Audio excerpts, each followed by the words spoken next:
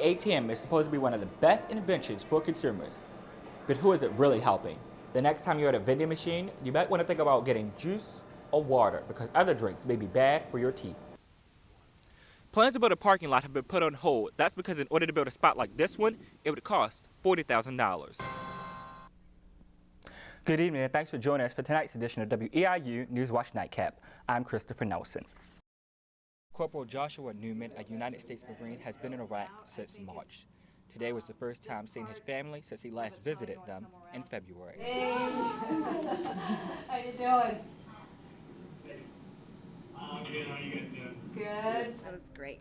I mean, it's always great to see them, make sure they're okay, see what they look like, make sure they're looking good. It's just good to be able to see them. Newman is one of 5 children, the only brother in a family full of sisters. He's not as loving and sweet as us girls, but it's nice to see him, and I think it means a lot to him to see what's going on with everybody. Today, Corporal Newman was also introduced to the newest member of his family, his niece Adeline. His sister says being a new mom has given her a different perspective about her brother's decision to serve in the military. It's so important to my mom. So our mom, our mom. It means a lot to her that we came and that she got to see him, and it's just so hard for her to know that her child is over there, and since I'm a new mom, I could imagine letting go. Dennis Bowman of the U of I Extension Office says the Newmans and families like theirs are the reason the See Your Soldier program exists. A half hour or an hour of face-to-face, even though it's electronically, is something they're just, I don't know, no way to measure what it means to them. Though the family was happy when they saw the face of their loved one, smile soon gave way to tears. When I walked in, I thought I'll need the Kleenexes, but I was fine until it's time to say goodbye. In Champaign, I'm Christopher Nelson for WEIU Newswatch. It makes a compounded tragedy with the fact that he just now straightened his life up, and then something like this comes and takes it away at such a young age. An afternoon of relaxing and swimming off a sandbar was all Jacob Caffin and his friends had planned for.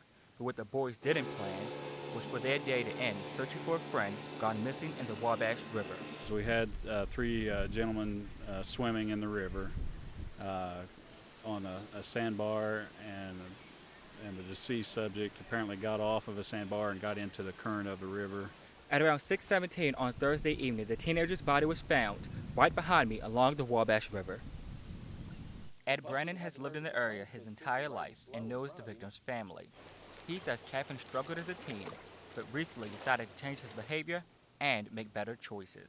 He'd been in some trouble in the past, but he'd served his time in a boot camp, and he was trying to turn his life around a little bit. Brennan says not just young kids, but everyone needs to make better choices when it comes to swimming in the Wabash. He says most people overlook the dangers of swimming in the river. The water is actually misleading. It can be 5 foot 1 second and 10 foot the next second. And with a current on top of that, once you go off into a situation like that, you're going to drown most likely. Here along East William Street in Decatur, the gardens are mostly empty. Residents have been unable to grow their usual amounts of fruits and vegetables. That's because the city says chemicals sprayed on vacant properties by those working on behalf of Chicago-based Turner Properties drifted onto other properties, causing problems. My family, we all got sick and real nauseated, and the kids was in the swimming pool and their eyes was burning. And my grandkids, they got asthma and stuff, and they was having an asthma attack during that week. Complaints lodged with the city led to quick action. While city officials say there's little they can do to help those who had their gardens destroyed, they wanted to do something which could hopefully prevent this from happening again. Well, last night, our city council approved an ordinance which basically you can continue to use chemicals and herbicides, but when you do so in such a way as to harm other residents or their gardens or their property or groundwater, then a complaint can be filed and there can be punishment. Some residents want even more to be done. They're working with the University of Illinois Extension Office to file complaints with the Illinois State Department of Agriculture and to also prepare for possible court action.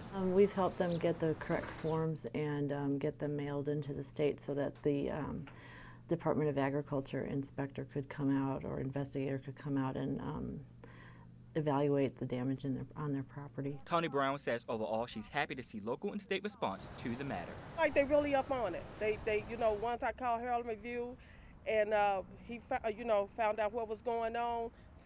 Seemed like they really took action, and that's good because it was making a lot of people sick. The ball, bat, bases, and field all look the same. Yet a lot has changed when you compare the way the game is played to the way the game was played. In the game, there was no called strikes or balls. And you pitch underhand, you pitch to the batter.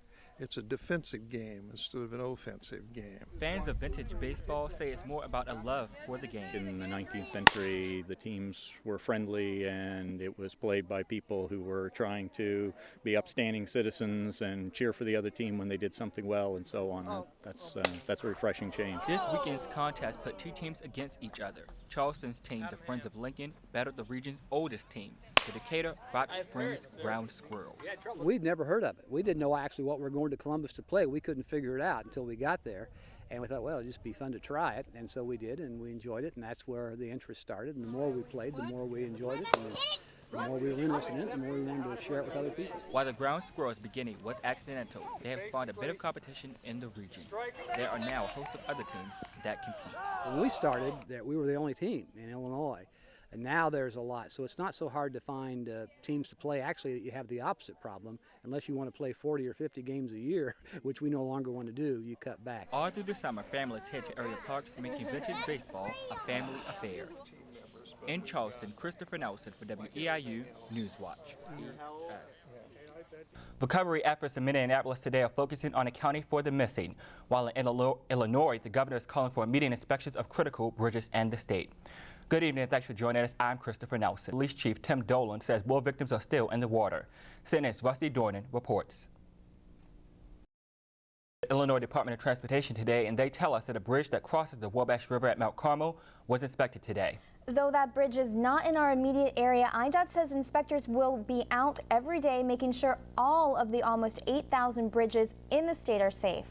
Newswatch's Matt Gaddy joins us now live with more on this conversation with the IDOT officials, along with an interview with a man from Champaign who is making arrangements to get home to his family in Minneapolis. Good evening, Matt. Many of us use GPS systems for directions, but now a local school district is using similar technology to track their school buses. As Newswatch's Matt Gaddy reports, parents give the new satellite system a passing grade. The GPS systems were installed last March and were used immediately after. Nelson says both the GPS and EPTS systems will merge next year.